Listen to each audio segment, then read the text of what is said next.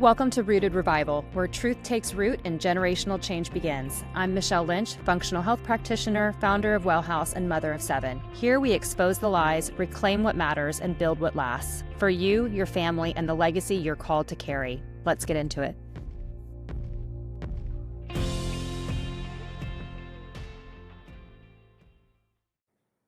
Hey everyone, I am so excited to share one of the very first interviews that I did with a WellHaus brand partner. Today, you're going to hear a conversation that honestly flips most of what you think you know about dairy, farming, and where your food really comes from on its head.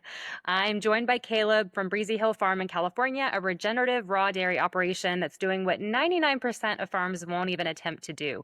If you care about where your food comes from, your family's health, or simply want to learn what true integrity and farming looks like, this is the episode for you. Without further ado, I'm going to let you get into it. Enjoy.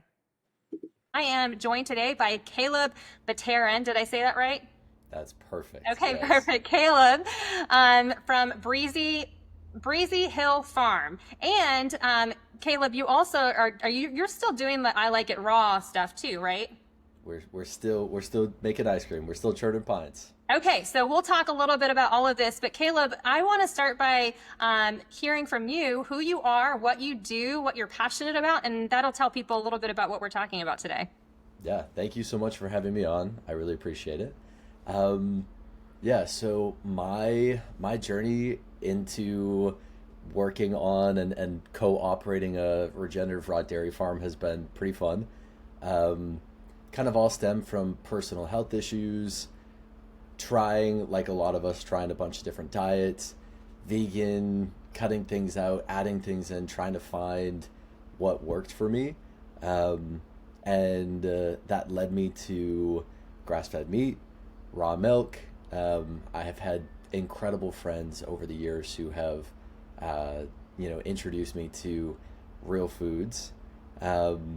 And one of the things that I wanted to figure out was, okay, I love ice cream. I'm obsessed with ice cream, eat it almost every single day. And I had cleaned up my diet at that point, and this is, a few years ago, or I guess a couple of years ago. And I cleaned up my diet, but I was like, the little butt of the ice cream that I'm eating is not, there's gums and emulsifiers and synthetic ingredients. So I wanted to make an ice cream that had that's great, but there's still this. Yeah. So came up with I Like It Raw, and the premise was raw milk and absolutely nothing synthetic. So the highest quality, every single ingredient was the highest quality that we could source, and did that for basically all of 2024, all of last year. Moved to Santa Monica, launched it. And then close to the end of the year, last fall, I started being like, all right, this is getting serious. I need to find a reliable supplier for the milk and the cream. And that led me to calling dozens and dozens of dairy farms in California, raw dairy farms.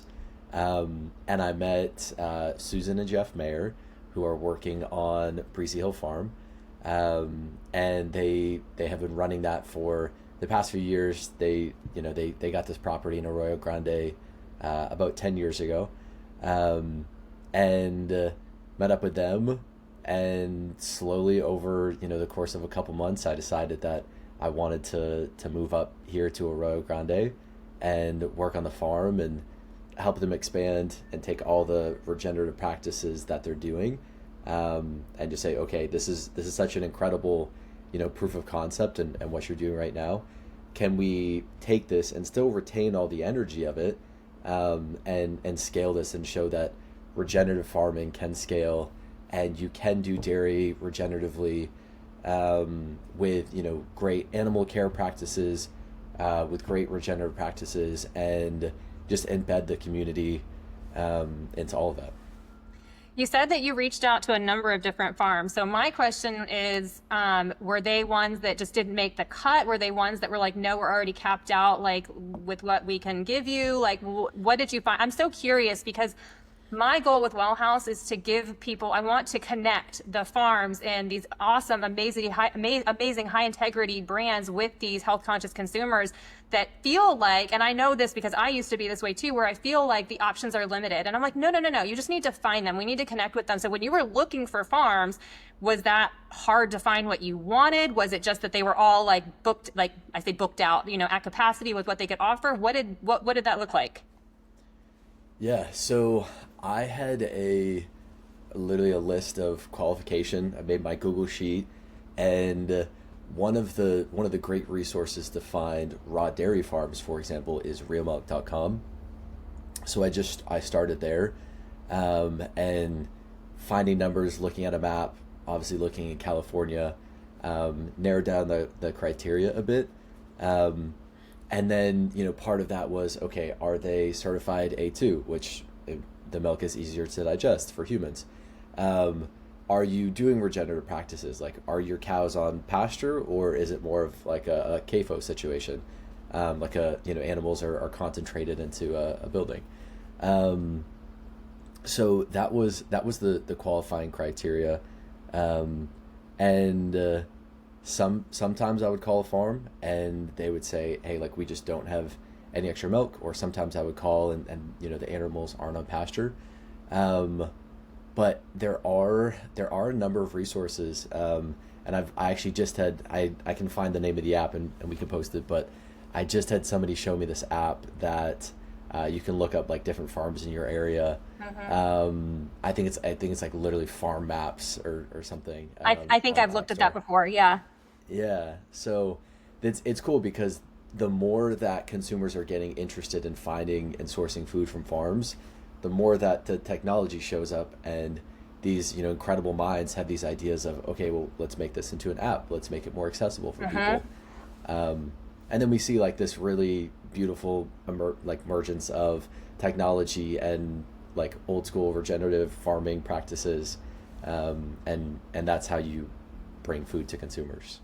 Yeah, it is interesting. Like we're going back, but we're also going forward. And I really like this time of seeing both of that at the same time. I'm glad to be alive in today's age. Like I feel like this is the time that I was meant to be in because it is exciting, all the advances that we're making. I want to talk about the qualifications that you were talking about because a lot of people, a lot of consumers get really confused around a lot of these topics. Like a lot of people have no idea even what A2 milk is. Like, so explain to us what that is, the difference, why you were looking at that, and maybe some of the other things that were on your list as far as qualifications and what those things mean. Because I hear it and I'm like, okay, yeah, we're on the same page, but there's people that I know are listening and I want them to know and understand what that means, why it's better, how it's different.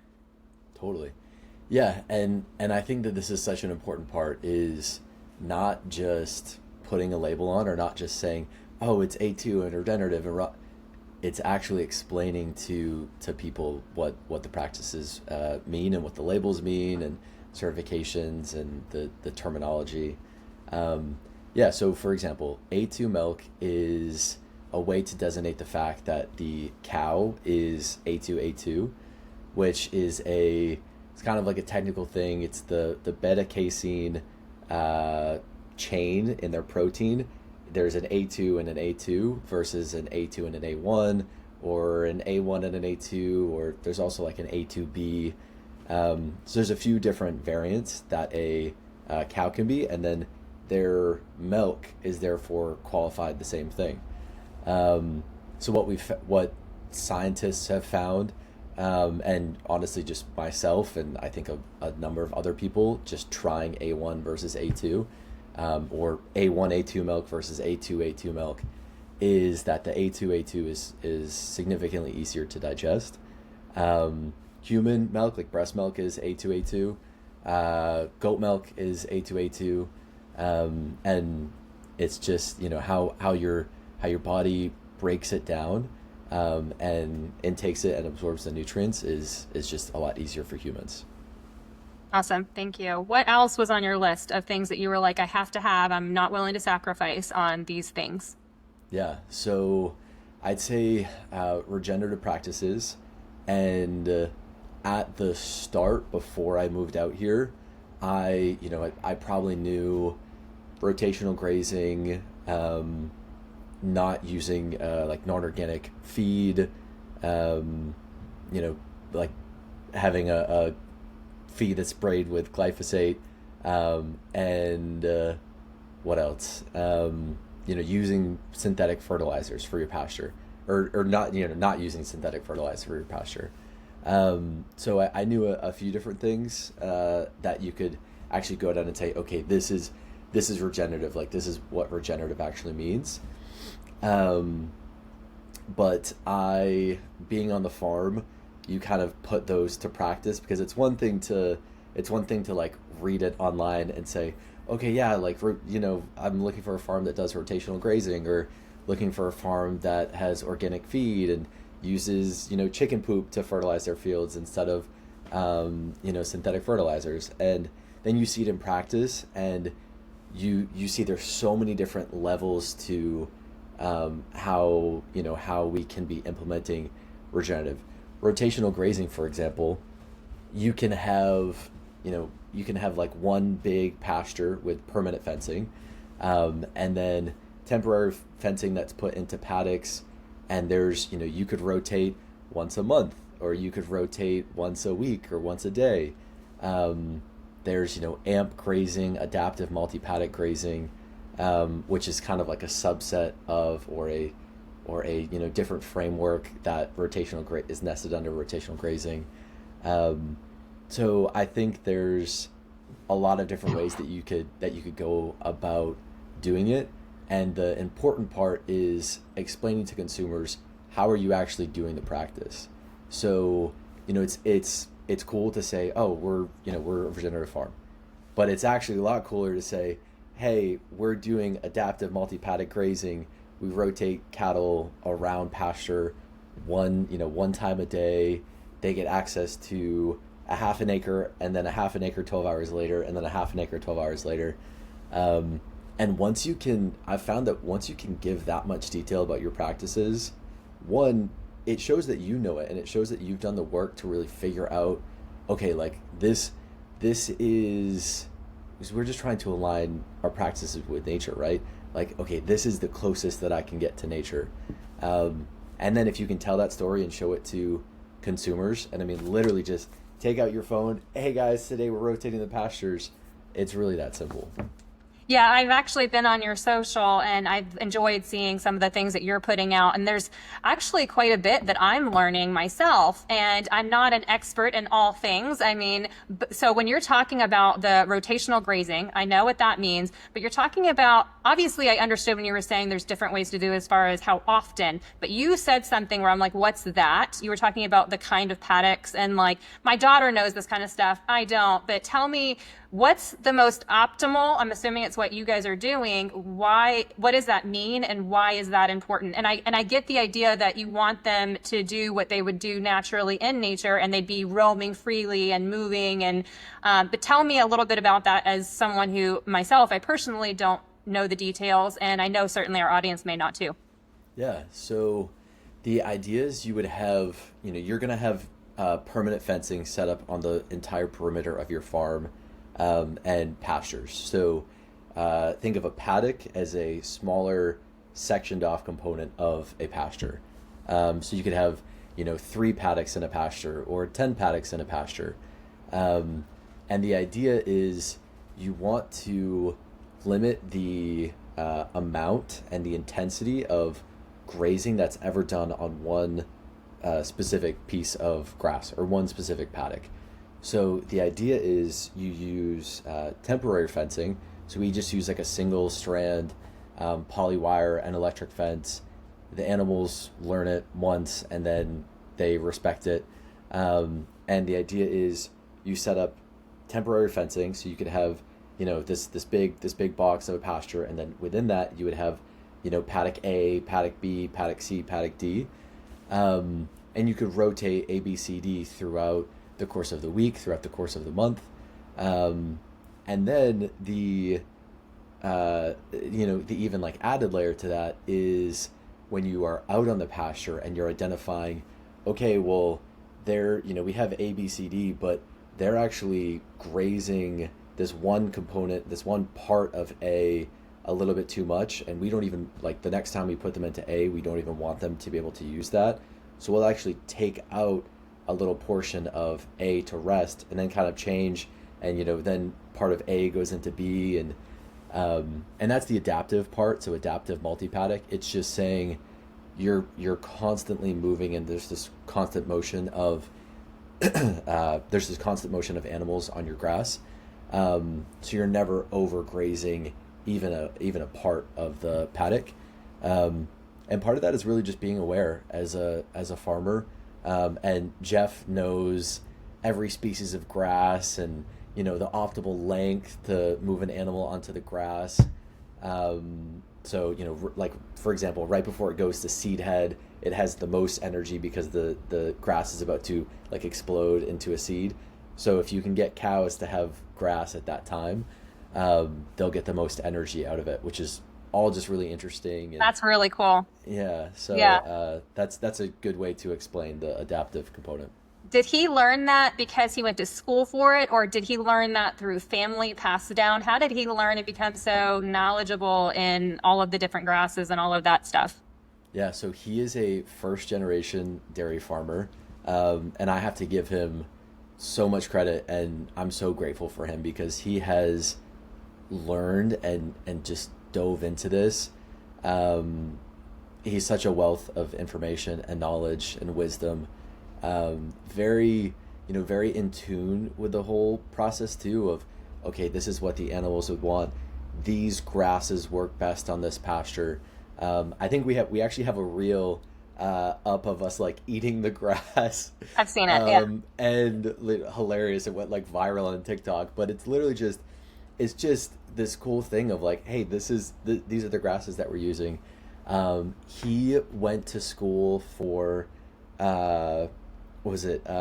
Not landscaping. I'm totally blanking on his major, but it wasn't necessarily part of his formal education to do any of the farming.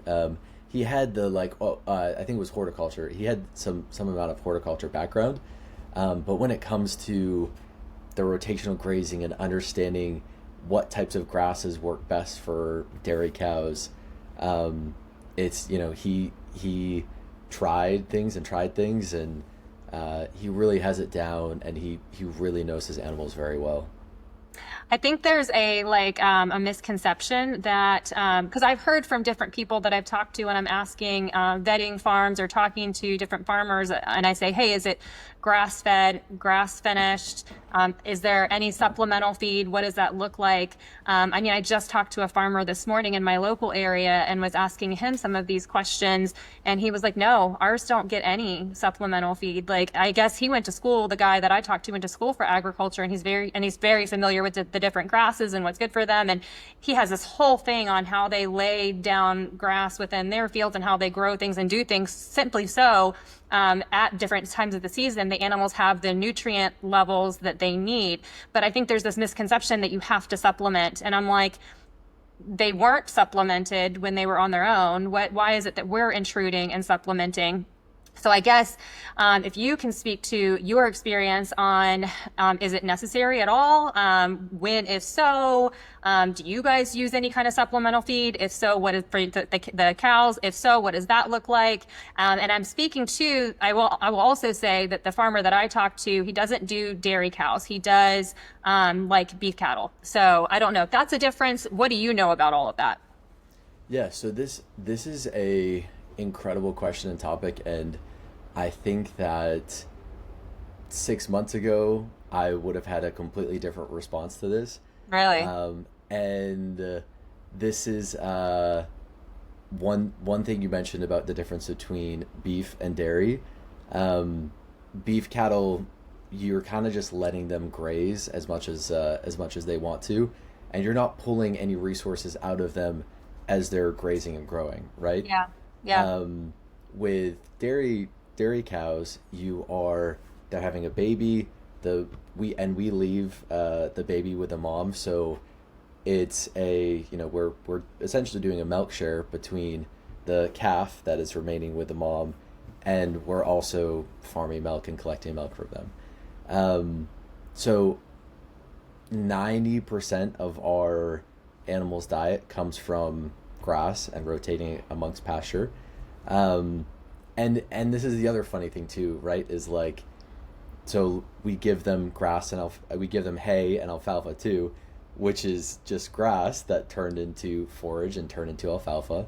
Um, and Something else that's kind of interesting is like, for example, if you're in a cold climate, you're not even going to have access to pasture. So you could still you could still be considered 100% grass fed, because if you're completely ignoring the like label and the the buzzword of that, and just thinking, is the entire diet comprised of grass, if that's what 100% grass fed for their whole life means, it's like, okay, yes.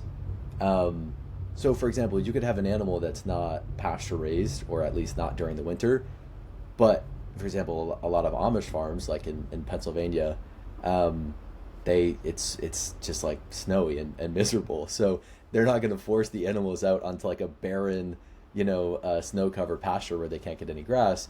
So they're inside, but they're still just eating grass. Um, so I think that the looking at the practices and how it's actually in play is a lot more important than saying, oh, is it 100% grass fed and are they only on pasture, um, and I think that me now understanding and seeing in practice, okay, the animals are 24/7 on pasture.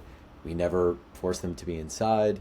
Um, they're getting sun. They're in nature constantly.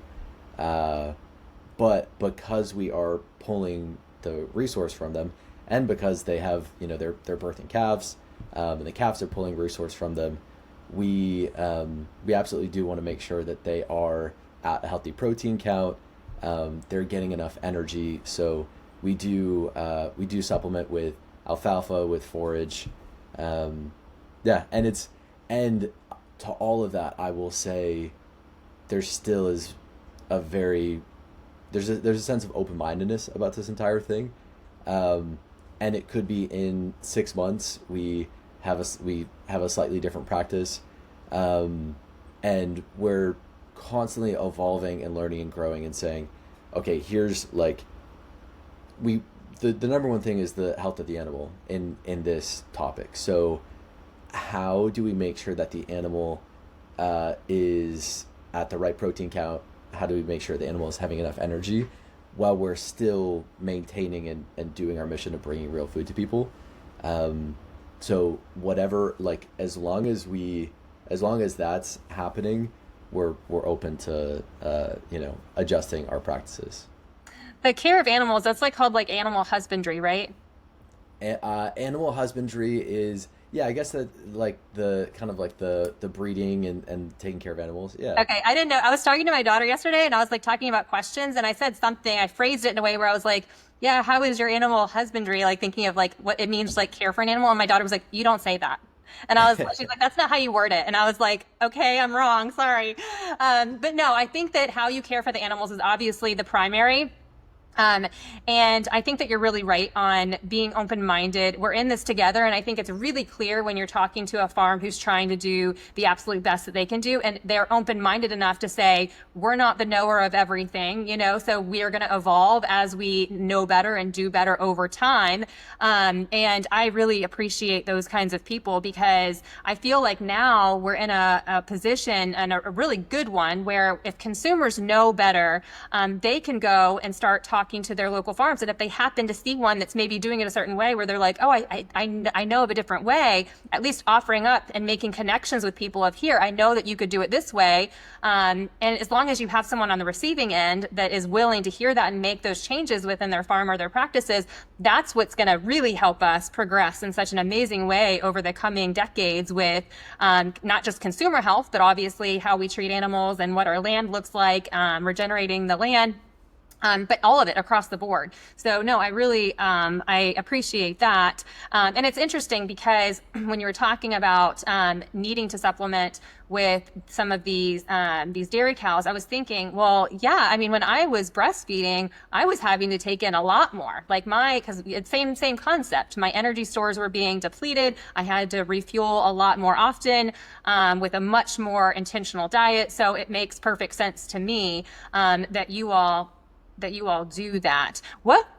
What percentage of, and this is like completely off the cuff, you are not going to know an exact number, I don't think, but what percentage of farms across the country right now are doing things the way that you all do? It sounds like you guys have a lot of things in order, and you're lucky. You're lucky that you're in a position where you're working with a farm who is doing it the way that they are and has the care for the animals and has this process laid out with the care and intention across the board with all of these different steps. If you were to guess, how many farms across the nation right now do you think are doing it that way? Or if you're like, I have no Yeah, idea. no, that's a good question. So, um, I'd say if you kind of break it down, so if you just look at like, let's just say broadly, they have regenerative practices or they're striving towards regenerative practices. Um, I would say at least a lot of the small farms that I've talked to and been connected to, I've been meeting quite a bit, and that could just be, because we're a regenerative farm, so we're beating other regenerative farms. But I it would be tough to know a percentage. It's definitely a minority still, at least I would imagine. But it's absolutely growing. And then if you look at like regenerative and raw, um, in terms of what I'm aware of, it's the Amish, and in California it's us. In terms of if we're looking at like 24/7 pasture raised, um, completely organic, non-GMO, feed, hay, glyphosate free hay. Um, so if we're looking at that, and then if you add on the animal welfare and calving management practices, um, I think we're one of the only farms that is crazy enough to try and keep the calves with the moms, um, and also still bring milk to people. Um, but to me, it's kind of a non-negotiable. Like, I refuse to use calving pens. I refuse to bottle feed a calf. Uh, it makes no sense to me. Like, when I first got into the like first started getting into the farming world, so on the tail end of 2024, it was the first time I ever found out that when a calf is born, they immediately go into a calving pen and are bottle fed. And some of them are bottle fed a little bit of colostrum, some of them are bottle fed milk, some of them are bottle fed milk replacement, which is just so silly that you have farms that have an abundance of milk and an abundance of colostrum, and then they feed their calves milk replacement and formula, which is basically seed oils, and fortified with all these chemicals and minerals. And the other issue with that is the calf is not getting that immune system from their mom. They're not connecting with their mom. They're not, all of these signals that the grass that the mom is eating, and then because they're drinking off the mom, they're like, okay, and their rumen is getting all these signals, like their stomach, of, okay, these are the types of grasses that I'm going to have to break down in the future. So you're getting less milk at the start of the calf's life, and kind of like into the mid, start to maybe 4 months, 5 months of it, of the calf growing, but you're investing into a really healthy animal that is then going to produce more milk and better quality milk, and you're producing a better product for your consumer. So even looking at it from not the moral perspective, but from like an investment perspective, I think a dairy herd who the calves stayed on the moms is going to be a much stronger herd, a more resilient herd, more resilient to disease, and illness, um, and you're just going to have an overall better tasting milk and better product. I love how you brought that up. And it's funny, my brain's always connecting because I work with my clients and obviously human clients. I'm not like a veterinarian. Is that you made such a good point. And I'm thinking, yeah, that's like humans too. Like if you work on your health from the very beginning, like when I'm working with clients, I'm talking, to them about their history of how they gave birth and how if they breastfed and if they, all of the different things that matter later on when it comes to your child's or your immune system is like those early that your first start, like how it was in the womb and then what it was like when you were a baby. Those things are so important. And it's I love that you were talking about that from an animal perspective and how much that matters for their health in the long run. Why is it that what would be the argument, not to say that it would be an argument that would stand, but what's the argument for all these other farms out there that are doing it another way? Why don't they do it that way? What are they, like, just selfishness, greedy of like, we want more milk, we want more of this so we can sell it? Or is that the primary? Is that it? So it is logistically a very difficult problem to solve. So we're right now looking at about a 200 acre 150 200 sorry, we're looking at a 200-acre plot that would support about 150 to 200 dairy cows. And one of the, as we're mapping all of this out, we're figuring, okay, how's the milking going to work? How is the manure management going to work? How's the calving management? The calving management is one of the most difficult, tricky, complex issues to figure out, because what you have to do is there's this thing that's known as a lactation curve of the animal. So as they are approaching giving birth, you have about a 2 month window that you're drying the cow off. So you're not milking. All of the energy is going straight into. I had to sneeze. Sorry, you're not milking. So about 2 months before a cow is going to give birth, you're going into dry off. So you're not milking. All of the energy is going into production of colostrum. It's all going into the calf that's growing and about to come into the world. And you need to, one, that cow now can't get milked. So you're figuring out, okay, how are we going to separate that cow that's drying off into a different pasture, so now we don't have to have them walk into the milking parlor. So like that's a logistical piece. And then obviously as they give birth, you want to make sure that you're present and then making sure that the calf is properly drinking on the mom. So that's like another kind of laborious task. And you can imagine if you have one or two cows every month that are giving birth, it's like, okay, that's fine. But if you have 1 to 2 cows every single day that's giving birth, that's a whole other process and logistical thing to solve. So that's I think I don't think that this problem was created by malice or just straight up greed. I think it is just a very logistically difficult problem to solve. But I'm very confident that and something I'm passionate about is retaining the calving management practices that we have right now as we scale, and then showing, hey, you can absolutely have a 200 cow herd and you don't have to do calf separation. So All right, that's hopefully you're writing out your systems and your processes so you can like copy paste as much as you can, as much as someone could. exactly. Yeah, that's the whole thing is like, okay, how can we use technology and these modern systems of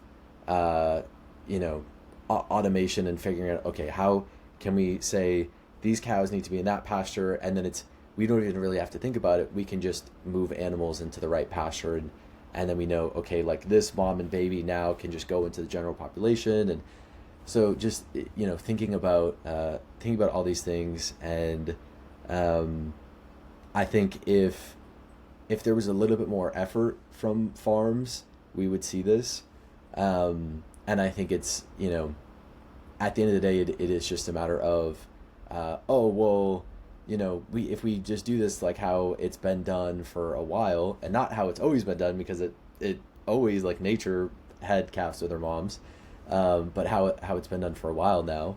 Oh, it's like, okay, that works. Like you just take the mom from the baby and you put it into a pen, and then you can just feed it, and you don't have to worry about how much milk it's taking from the mom, and you have very consistent and constant production levels. Where we're more comfortable with a fluctuation in our capacity, because we know, okay, like right when the calf is born, it's not even going to be drinking that much milk, but then obviously as it grows, just like any kid, it's going to start eating more food. So and you just understand that, and it's all a dance with the animal. Yeah, I feel like I don't know if that's a job thing or not. Of course, my entrepreneur brain goes right to like business of how that could work. Like, I don't know if there's like a job where people plan and do this for farms. Is that such a thing where someone like an advisor of sorts that's like does what you said, knows the whole thing, takes the concept, and then uses that and goes to all these farms and is like, here's how you could set this up, and like advises based on the how much land they have, how many cows they have, like all of that different stuff. My brain immediately is like, how do we help every farm? Yeah, I actually really like that concept and idea. Um, I mean, I know there's definitely farm advisors that advise on regenerative practices. I'm sure you've seen Biggest Little Farm, the movie, and how that couple had the advisor come on with them and show them, hey, like if you guys do this and the earthworms and all these different things, you're gonna implement regenerative practices. So, I that's a great question. Anybody, if you're watching this and you have information on regenerative calving management at a dairy farm, please call me. I would love to talk to you. I would love any advice and feedback. Um, and I guess on the other side is, if you're watching this and you're curious about how we're doing it, same thing, like call us. I'm happy to share what we know. And I think that's the coolest thing is like, let's come together as a community and never judge and not blame and be like, oh, you guys, like, no, you're not doing calving well enough, or you're not doing regenerative practices well enough. I think for the most part, like at least the family farms, the small farms, they're all just trying to do their best while still maintaining a business, and still having something that's providing for their family, and then also bringing food to communities. So I really think everybody is trying their best. Maybe these massive monolithic farms, and you'll kind of see them if you drive up I-5, that are like, the cows look miserable and sad, like that. I think they're probably not in it for the right reasons, and that to them is just like a straight profit machine, and they don't care at all about the animals. But anybody that's going to ask questions about how they can do better, clearly they're asking because they care and they want to learn. Yeah, for me, it's a supply demand thing like anything else in the world. And I want the demand for what we're talking about to be so extremely high that even the guys that are in it for greedy practices are like, we got to make some changes because the demand is here. And it starts with just awareness. And I feel like there's so many people in our busy state of society where it's go, go, go, 2 day Amazon or 1 day Amazon, next hour Amazon at this point, shipping, that it's like they forget to think about the things that really matter, that play such a role in our health, and then the next generation, and our animals and our land, like I was saying earlier, all of these different things. So my hope is that the demand just continues to skyrocket, where they have no other option but to say we have to think about some changes to make. So Totally. Could do you? consumers, sorry, could consumers vote with their dollar, right? Uh-huh. Like, we have an ability. It's funny that, because of our political system, it's all, oh, you vote by going into a booth and checking a box, and it's like, you actually vote. You're making multiple votes every single day by where you spend your money and how you show up, and what you're doing for work. We have a lot more power than we realize in terms of influencing where brands and where the industries are going. Yeah, no, 100%. I agree. And again, like for me, I'm like, it starts with awareness. If I have anybody that listens to this, I'm like, oh, thank goodness, because you listening have the option to say, okay, now that I know this information, am I going to start asking the right questions? Am I going to start demanding a little bit better? And I don't mean demand by force, but that gentle, let this be a relationship with our community of, I think that we can do better. And let me offer some suggestions. How can I help? Like, how can I, as a consumer, just only buy or prioritize what I buy? So that way, again, that demand is there on that side. So there's all these different things, but we hold the power. And I wish that people understood and knew that that's what it is. So yeah, that's such a great point. Do you care if I open up the can of worms on, and maybe it's a non-issue with you guys and you're like, no, this is what it is, but the topic on antibiotics and vaccines? Let's do it. Let's go for it. Okay. So, I was talking to another farmer recently, and again, like, this is the whole relationship thing, right? And I told him, and I appreciated, he was so open-minded, and I was like, if you learned of a different way or a better way to do it, I'm assuming that you'd be really open to it. Like, have you tried different herbal remedies in order to care for animals instead of antibiotics? Like, but tell me what you guys do with the care of your animals, your theory behind, why you do it that way, how it's better, whatever. Tell me what you do first, and then we'll unpack it. Yeah, totally. So our priority is ensuring a healthy animal and ensuring the animals that we were asked to steward over are healthy and taken care of, and have, great quality of life.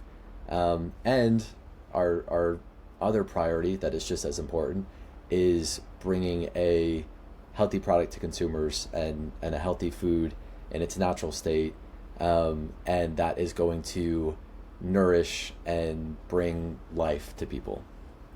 So as part of that, we have decided to not use vaccines and not use antibiotics on our animals. In terms of the antibiotics, for example, I would say the number one thing, just like you mentioned, is, well, I think it all starts with just how the animal is living. So if you're in a healthy state, you're constantly getting sun, you're getting really great food. The grass never had anything synthetic on it. You're constantly, like, we're giving human interaction and affection to these animals. They're running around. It's very clear, like, we're immediately identifying if one of the animals is sick, or under the weather. So I think that's a big component, is just overall lifestyle and kind of this, like, proactive versus reactive approach, like our healthcare system has backwards. So that's a big component. And if there was ever a situation where an animal was, we felt like we had tried every option, and we haven't had this happen yet, so it's hard to say, like, anything hard and fast.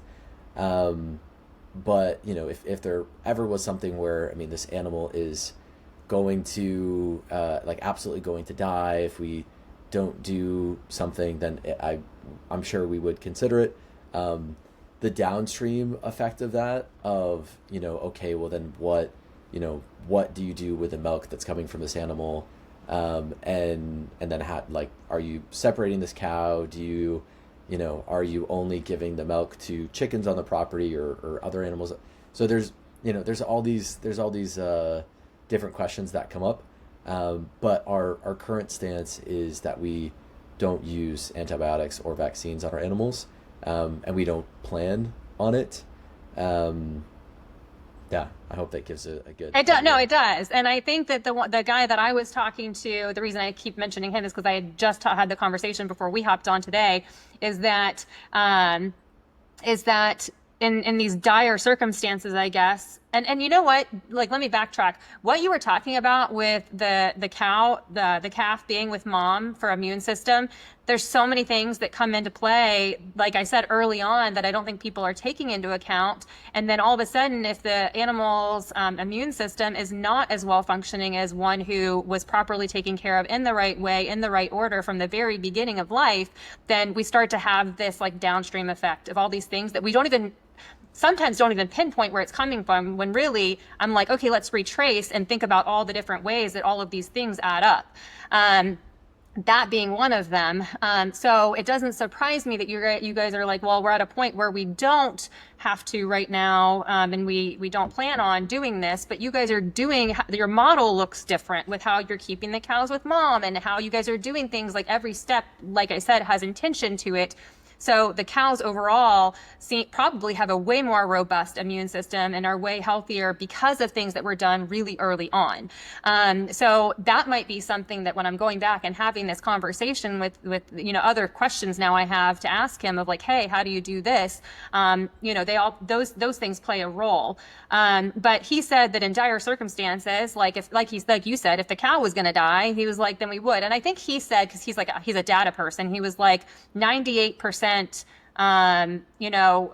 98%, I think he was saying annually, 98 or 98.8%, some really high number. They were like, we never have to give anything. But they were like, if during a certain season where it's winter and then their and they're getting sick, and we know that they would have 2 days before they die, we're going to give them some antibiotics. So and they also have like a 6-month, period before they let that animal, at least a minimum of 6 months or something, where they're not going to be, customer facing, like get butchered or anything for 6+ months, So there's nothing in the system at that point, was his argument. But I get it. Like, and everyone's different. And I feel like these conversations need to be more open, where we're bouncing ideas off each other and trying to figure out, well, if you don't do it at all, what does that look like, and how do you even make that happen? And it starts to open up not only what we just said with, for example, the cows with the mom, but other things too, where I can pinpoint what is it that Breezy Hill is doing so differently that maybe I could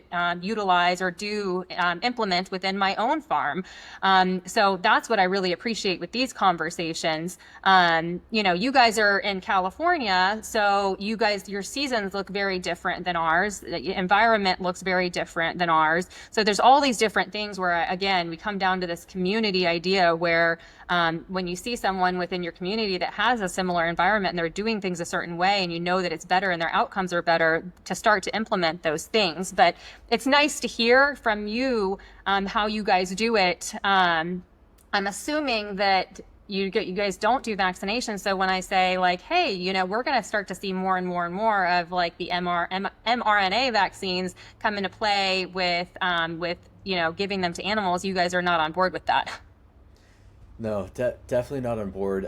And specifically with the mRNA vaccines, yeah, and again, it's something that I don't think that people that are giving vaccines to their animals are, they're not doing it for like, oh, like we're gonna do this and we're gonna.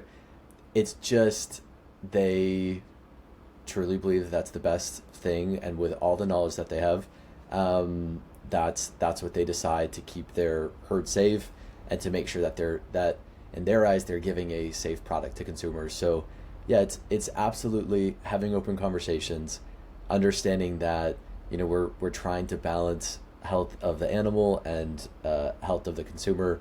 But you're totally right. It's like from the start, if we are, because let's say like the mom is vaccinated and has antibiotics, now she's not passing down the best immune system to her calf, and then it creates this like generational, these generational issues. So if you can just start, and you're always, if you can emulate nature as close as possible. Nature doesn't have vaccines, nature doesn't have antibiotics. It has immune systems, and it has probiotics, and constantly all this good bacteria and bad bacteria, and all these things that we just don't even really see.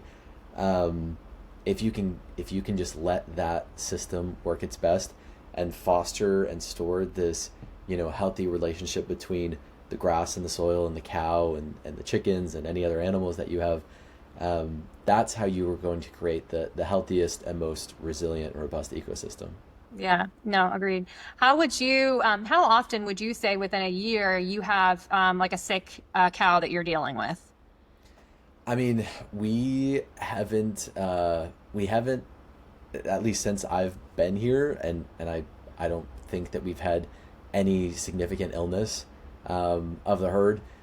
Again, this farm has been operating for a few years, so it's not I'm sure as we expand the herd, we will run into these things more, and again, it's just staying open minded and learning and exploring solutions. But for example, like one of the calves had maybe like a little bit of scours, like her eye was tearing and leaking. And it's like, okay, what, like, how immediately noticing that, because we're in the pasture with them every single day, multiple times a day. So one is like, we're finding these things quickly, and then it's okay, how can we identify that and then say, all right, is there a an eye treatment that we can use? Is there an herbal remedy? Is there a holistic thing? Is there an antiseptic that we put into their eye? How does that stand on the list of, like, is this an antibiotic? Is this not an antibiotic? And it's really, the number one thing is transparency to your consumers. So if you're going to say hard and fast as a farm, you're not using antibiotics, then you are setting yourself for that role. If you're going to explain that you're using them 100% of the time, like, consumers need to be informed of that too. So I think that the most important thing just always goes back to, what are you doing and how are you communicating that to your consumers, and are you being completely transparent about this? And that has probably been the worst and the most confusing thing to consumers within the past year or two, of 100% grass fed and blank free, and we don't use blank, is okay. So it's like, is that always, or like kind of always, or is it like 95% like the organic certification? Do you guys do that most of the time? So I think that's just an important thing for farms to be very transparent about. Well, I'm integrity first. Like, for me, that's like the most important thing, is just living in integrity and speaking the truth always. And there's just so many, and that's, from a farm perspective, a small farm that doesn't go by the same regulations that maybe big conglomerates do, like. And I guess I take that back, whether big conglomerate or not, just truth, straightforward across the board. But what I'm saying is that with these big companies, with these government regulations, they work within, which is manipulative and not living in integrity. They find those loopholes, and they find the way that they can market and the things that they can say. And it really angers me, and it really upsets me that consumers don't know about it. That it's something that's just like this hidden thing that, like, once they find out, they're like, no, that can't be legal. Like, my mom is someone who would hear this and be like, no, they can't do that. The government wouldn't allow that. And I'm like, Mom, are you kidding me? Like, wake up. But I remember listening years ago when I was, I've been interested in all of this stuff for 10, 15 years, but many, many years ago, I was listening to a podcast with, do you know Anya Fernald? No, but who is Okay, that? she owns a really big farm, and I'm blanking out on the name of the farm. I know her name so well and what she does, but she's a chef, and she has a farm and a business out, and I think it's in California actually. But she was on a podcast, and she was talking about all of these different regulations, like when something says no antibiotics ever or whatever on a package, she was like, that means nothing, because she was like, the regulation, I guess, or the law is that that means when they're healthy or something. There was some sort of loophole that means that when they're in good health, they never have these antibiotics. You're not injecting them with antibiotics. But she was like, they can actually put on a package, no antibiotics ever. But when the animal's sick, they're allowed to give them antibiotics, and then not say that they give them, they don't have to put that on there. That's still a part of the no antibiotics ever. And I'm like, you're kidding me. Like, what? And it just blew my mind that these kinds of things are allowed, and even more reason for consumers to know the people that they're getting their products from. Like, my husband and I have gotten to the point where we don't get anything outside of our area for our meats, like, whatsoever. Like, there's other things like little packaged goods and things like that I'll get. But like, I'd say 99% of the meat that we eat is going to be, we might get some beef jerky sticks from, bigger companies or things like that. But generally speaking, the majority of what we eat meat wise is from our local area, because I want to know, I want to see, like, I'm like, show me, I want to see the farm. I want to know everything.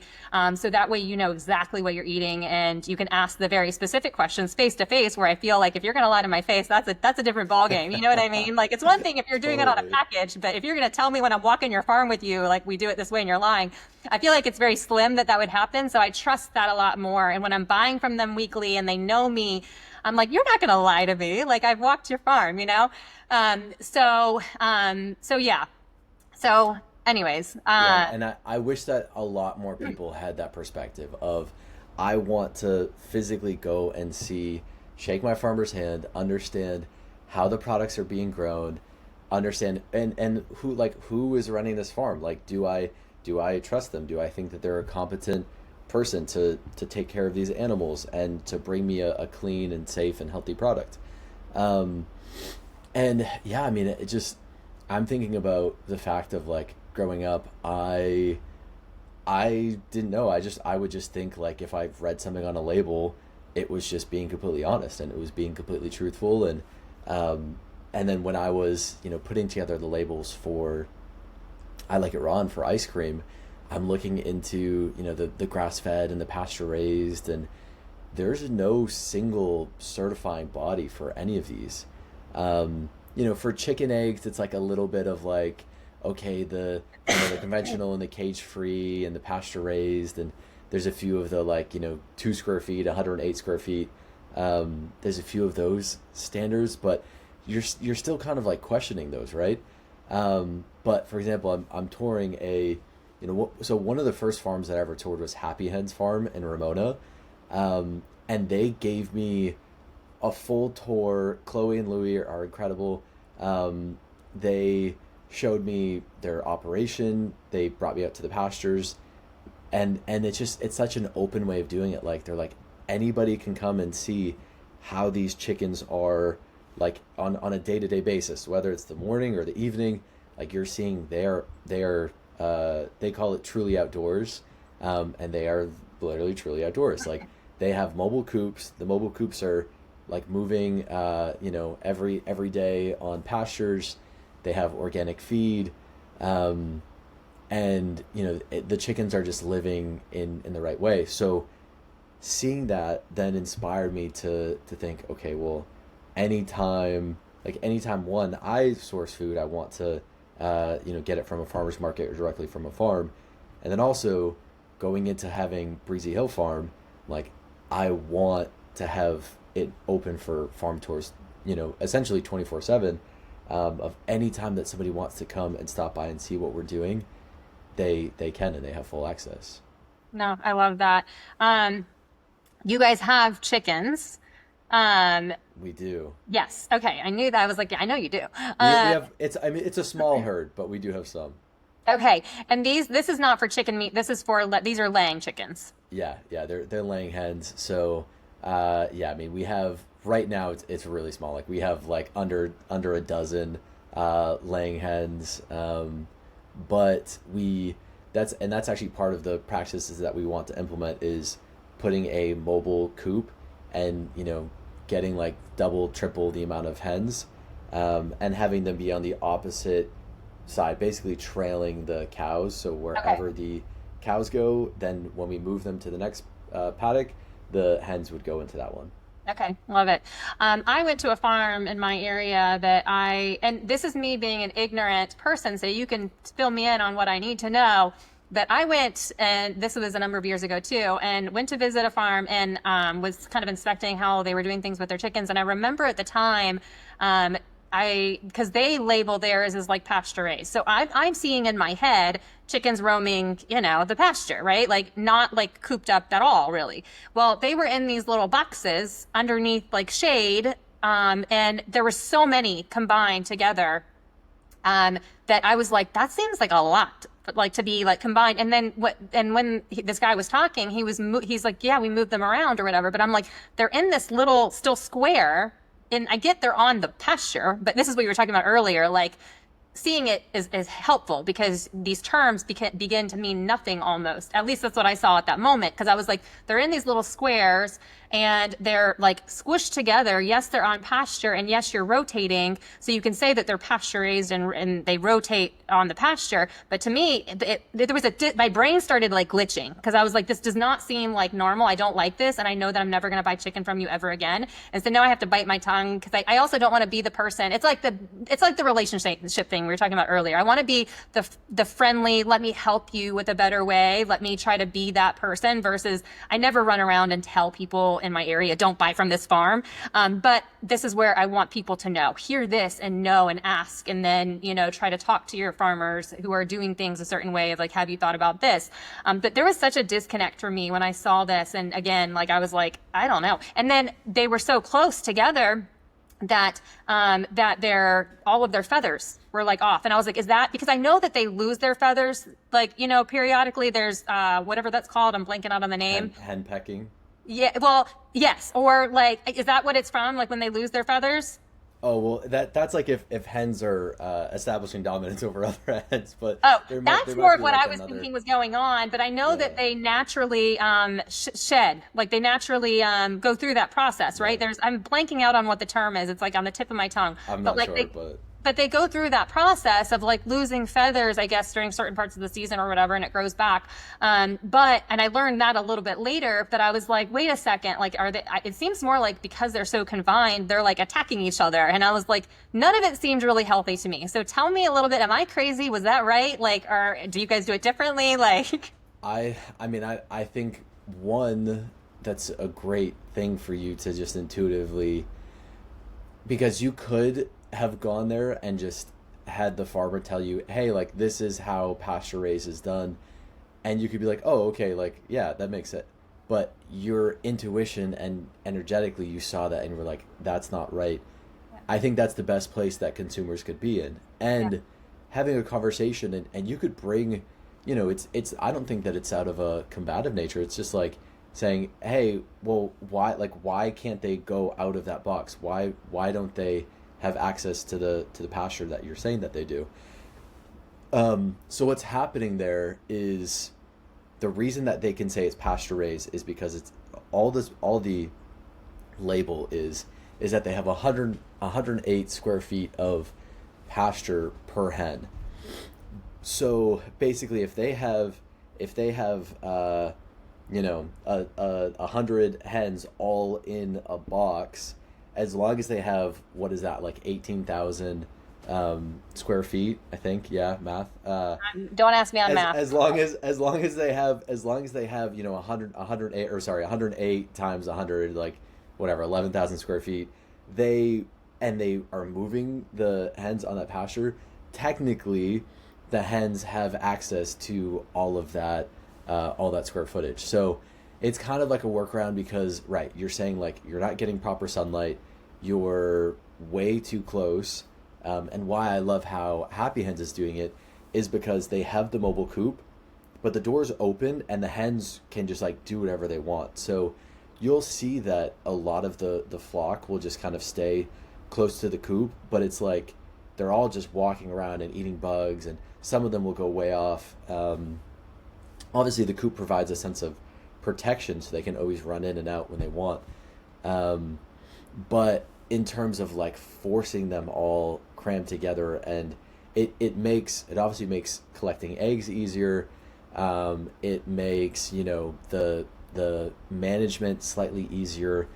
These things just go back to like logistical issues. And if you look at a farm like Happy Hens, or like how we're going to be doing it with rotating the coop around the pasture, it's just a matter of like putting in a little bit of extra care and effort, and then saying, okay, like we're going to be committed to doing it this way.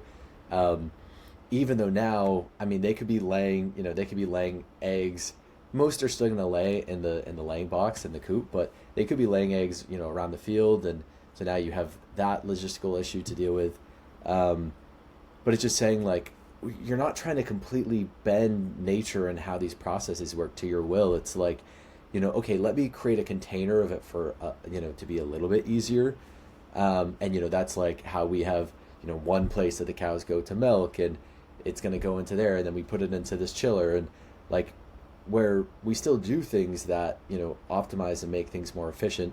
We're not hand milking every cow, right? Like there's some things that we decide, but there's it's just finding that balance of like maybe we don't need to cram all the chickens into one roof, and then move it and then tell consumers that they're pasture raised when in reality, like they're not actually. If you think in your head, okay, pasture raised, I'm literally thinking, I'm envisioning there's sun, there's grass, and there's no roof over the chicken, and they can do whatever they want. Yeah. So your intuition in that situation was totally right, and I love the fact that you had that feeling, and you were like, okay, well, I'm not, and that's what people need to realize when they go to farms to meet the farmers. Like sometimes it's gonna go the other way. Like it's not gonna go, oh, this is so great, this is cool. Like there's organic feed. Like they're on pasture 24/7. Sometimes you're gonna see stuff that you might not like, and I love the attitude that you had. And it's not a matter of like, oh, you're so wrong. Like how could you do this? It's just like, hey, what if there's another way? Yeah, that's it. I'm gonna start lobbying for what we call, I'm gonna just deem it, if it's not already out there, a logistical farming advisor. Yes. Like Yeah. we need it because like you keep saying like, well, it's the logistics of this and this and this. Really what I'm hearing is it's a pain in the butt and people don't want to put in the effort to try to figure out Yes. the problems. And I'm like, okay, there has to be an advisor for this. So I'm like naming that's what it is. We're gonna find it and we're gonna start, I'm gonna start sending them to, I don't know who it is. I need to find someone. Sending them to all these different farms and just getting them to do the right thing and not feel like it's a burden. But like I feel like, again, goes back to the supply demand thing and what we're trying to do today. So hopefully if people know this, they're asking the right questions and we can make these changes. Tell me, because one of the first things that I hear, and I don't know if you have any knowledge on this, is that when people are like, oh, we keep them in these like coops this way, is to prevent like hawks from getting them or whatever. And I'm like, I mean, I'm assuming that's going to happen periodically, right? Like you're going to have some sort of loss with your chickens because of nature. But is that really like, I don't know how bad that is. Is it really as bad as they're saying? Like, I mean, how many do you lose? What does that look like? What preventions do you know, like how people prevent that? So the happy hens that you were talking about, what do they do to prevent loss within their, you don't call it a herd. What do you call it? A flock, yeah. A flock, So sorry. that's Went no, off. that's a great question, and I think this again is one of those things that's like, how do we emulate nature, and then how do we prevent the thing in the flock or the herd that we're stewarding over from being damaged or being deteriorated. So I think like if you approach it from that perspective of it doesn't have to be like fully one way or the other. I don't know exactly what Happy Hens, for example, or other regenerative chicken farms have um, looked at. I know that, for example, you can get barn owls, and then the barn owls will help protect the flock. So there are a few different practices that you put like these owl boxes, and then that helps kind of ward off hawks.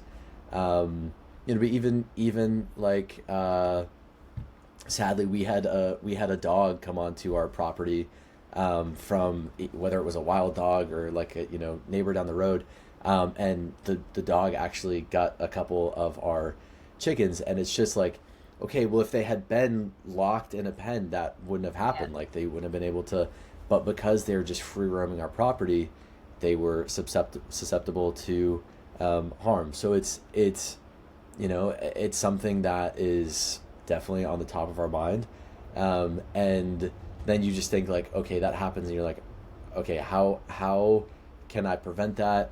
And now we're thinking if we can keep them in the same pasture with cows, because a dog's gonna get kicked in the head by a cow and not gonna have a good day. So then you have the situation where like the cows are protecting the chickens, and yeah, so it's a great I think to answer your question, it's actually is a totally valid point and concern for for the farmer. But I think it's like the immediate kind of human band-aid, let me just like look at the problem and then put a solution on top of it, as opposed to like actually unraveling the problem and saying, how can I, instead of just like saying, okay, they need to be in a building and they need to be locked and a wall, how can I have another creative solution and say, okay, well, let's use owls, or there's like a time control that they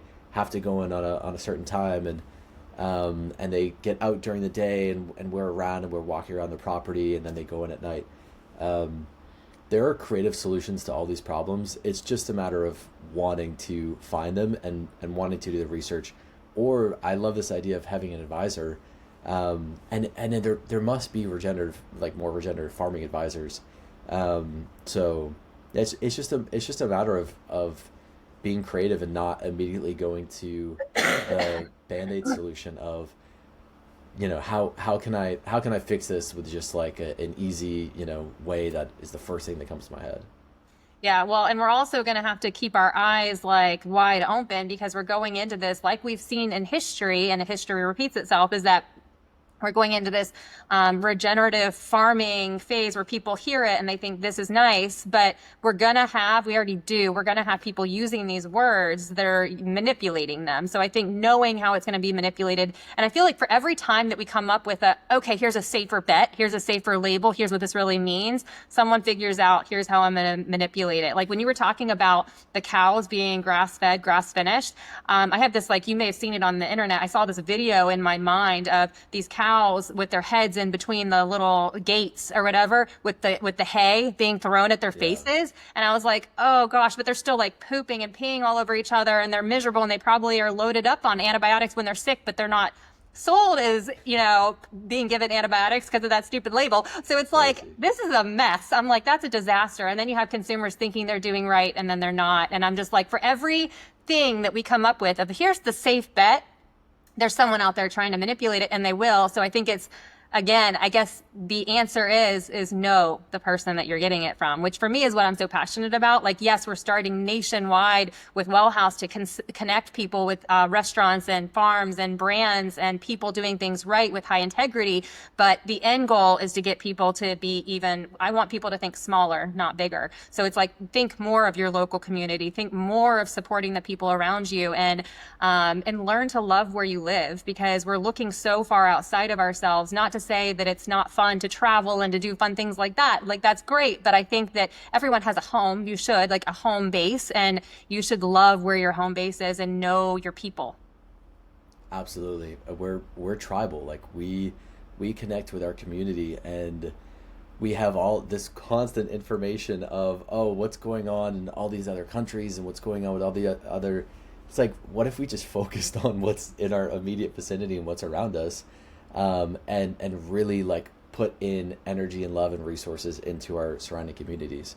Yeah, I mean, I absolutely I love your mission. I love what you're doing, and I love what you said. It's like, it doesn't need to be bigger. Like, what if we actually go smaller and focus on our surrounding communities and food hubs? I really think local is probably the most important thing to optimize for. Like, people are looking at organic or regenerative or this or that, and it's like, I really think local and having a relationship with your farmer, because that's more important than any label or certification or quick thing that you see on a package. Having a relationship with people, and there's also all the other physical benefits of having local produce, and you're giving your body that information of, okay, like, I know that this is grown locally and this is in season, and the cows are eating grass on pastures that's local to me, so when I drink the milk, it's not, and it's also not being transported across the country or the world. And yeah, I'm completely with you. And that's something with this farm that we're building out is, and I've been asked, like, oh, like, can you ship to North Dakota? And I'm like, no, like, I don't. And it's not like, oh, we can't do it yet. It's like, I don't ever want to. It just doesn't. There's such a demand and such a population for it, that like what if farms just focused on supplying to their local areas, and we can absolutely support and scale that system over, okay, one farm is, doing this monolithic monocrop. They're just like this, there's 1,000 acres that are just for raspberries in this one place and then shipping across the country. It's like, it doesn't have to be that way.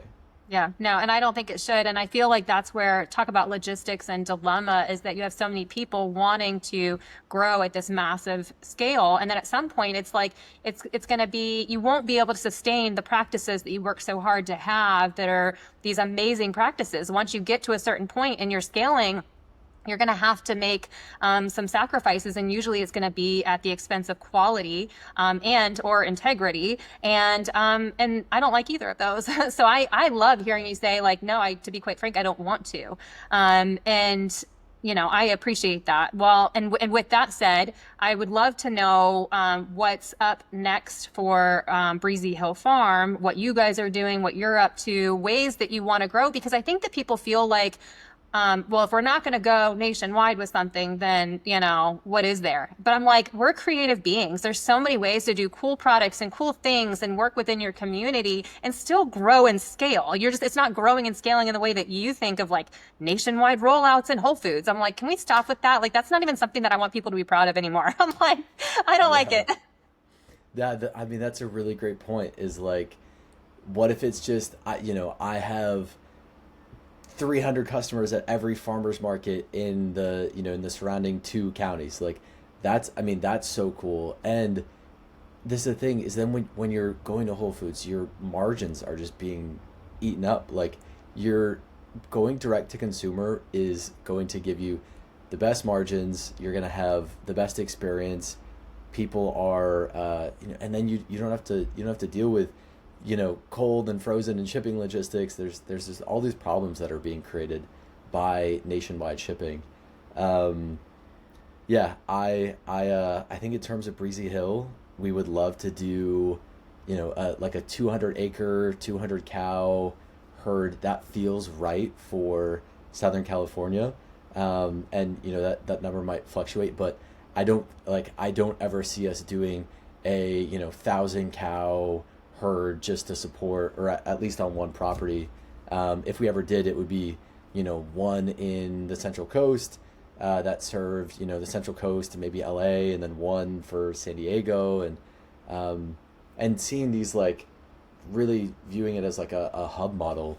I also have a total affinity for, Austin, so I'd love to do something out there eventually. And it would be, okay, how do we take all of the local community and the local farmers markets and the local brands, and put that energy and essence into that? Because it's not like, I'm not trying to take let's say we expand it to Austin.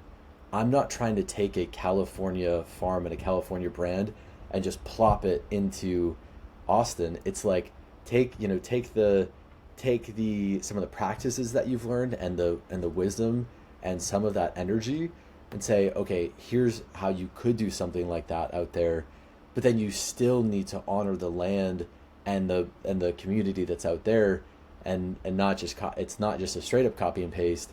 And it really is what you've been saying, of like this advisor role.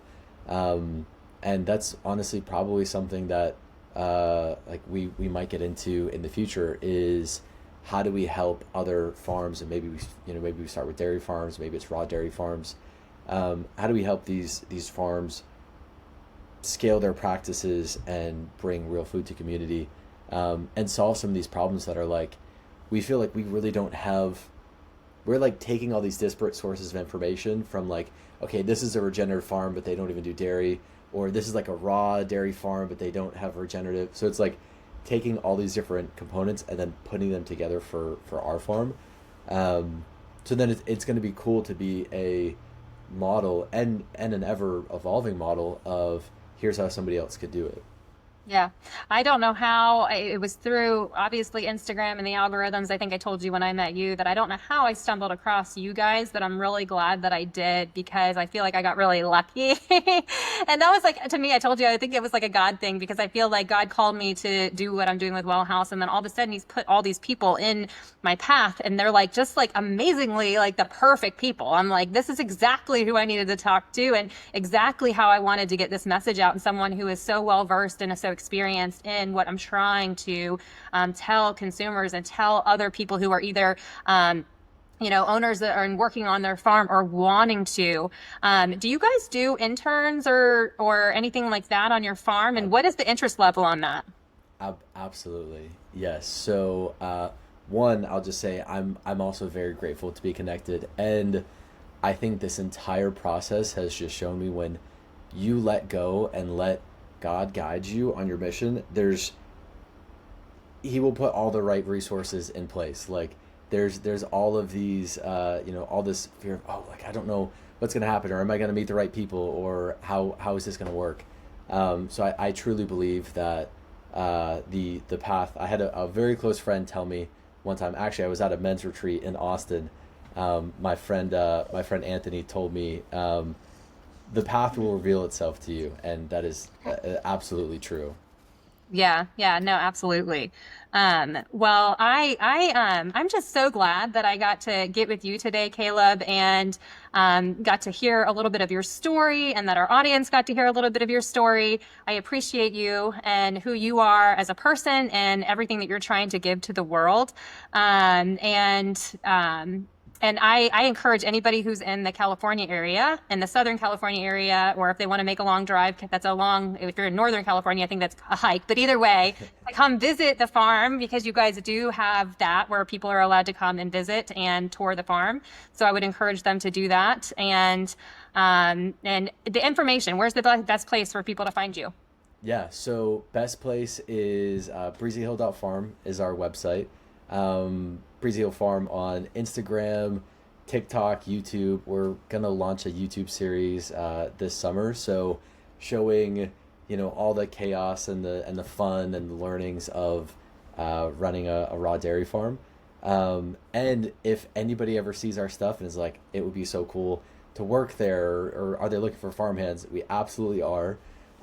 So whether it is a program through your school, and we can get you credits, and we're looking right now at actually this really cool program that they give a grant to the school and to the students, so the students still are getting paid morally. Like I'm not looking for free labor. Like I think if you're putting energy into the farm, you should be getting compensated for it.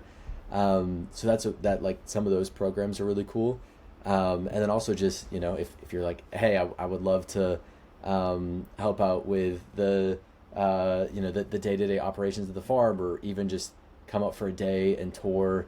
We're so open, always open to conversations. Any way that people want to be involved, would love to talk with them. So yeah, we have website, Instagram, social media. DM us. I'm always happy to give people my personal number and talk. Amazing. Amazing. Yay. Well, I'm so excited. Thank you again for today. This was amazing for me to learn. I learned quite a few things from you. And again, I appreciate you and who you are and what you're doing in the world. Thank you, Michelle. The same is said to you. And I'm super excited to just see how WellHaus grows. And I'm excited to see like what other brands are being drawn to this, and what community gets built from what you're doing. You're creating such a cool container, and I really think you're going about it the right way and asking the right questions. And there is so much of this curiosity, and it's not I see that. I see it as like you're curious, you're asking questions, and not in a judgmental way, but in a way of like how are things actually done, and how do we learn and evolve together. Thank you. No, that means a lot. Yeah, you and me both. I'm excited to see where it goes, and I feel really good about it. I'm feeling very hopeful with how the world is today and how people are. I can see it. People are wanting to know more. They're wanting to ask the right questions. They're wanting to do better, and I'm here for it. So yeah, Heck thanks. yeah. Yeah, thank you so much. All right, talk to you soon. All right, bye. Bye.